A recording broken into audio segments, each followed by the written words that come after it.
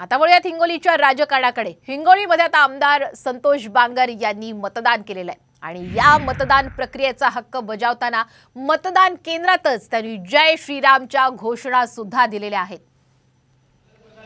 आपण हिंगोलीतली ही थेट दृश्य सध्या साम टीव्हीवर पाहतोय। आमदार संतोष बांगर यांनी आपला मतदानाचा हक्क यावेळी बजावलाय।